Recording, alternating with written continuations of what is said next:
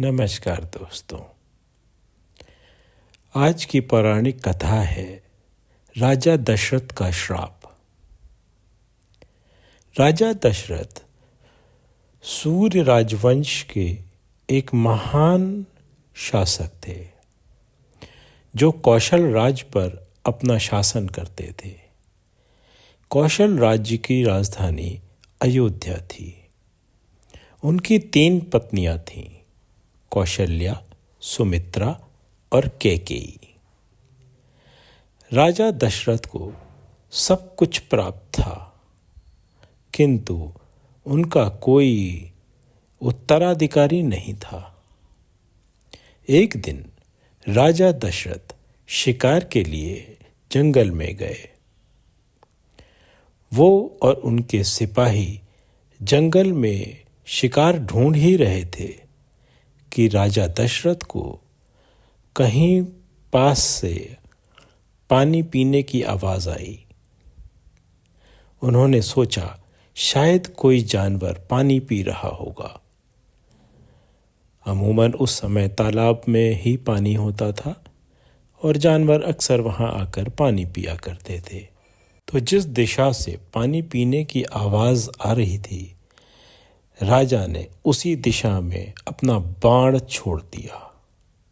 जब राजा ने वहां जाकर देखा तो पाया कि एक युवक घायल अवस्था में वहां पड़ा हुआ है। उनका बाण उस युवक को लग गया था। उस युवक का नाम श्रवण कुमार था, जो अपने अंधे माता और पिता को 2 टोकरियों में बिठाकर अपने कंधों पर उठाकर अपने साथ ले जाता था। मरते समय भी श्रवण कुमार ने महाराज दशरथ से कहा, कृपया मेरे प्यासे माता पिता को पानी पिला दीजिएगा।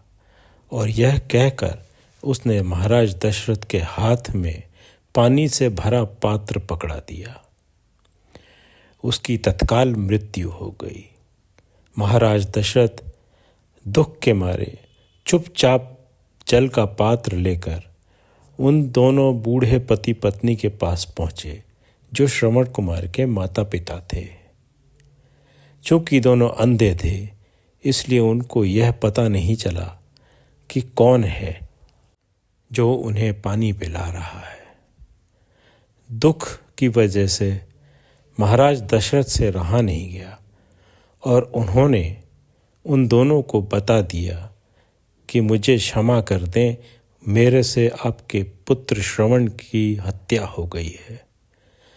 दोनों माँ बाप के ऊपर दुख का पहाड़ टूट पड़ा और उन्होंने राजा दशरथ को पुत्र शोक का श्राप दे दिया। कई वर्ष बाद महाराज दशरथ का भी देहांत उसी प्रकार हुआ, जब उनके पुत्र राम को 14 वर्ष का वनवास हुआ। धन्यवाद।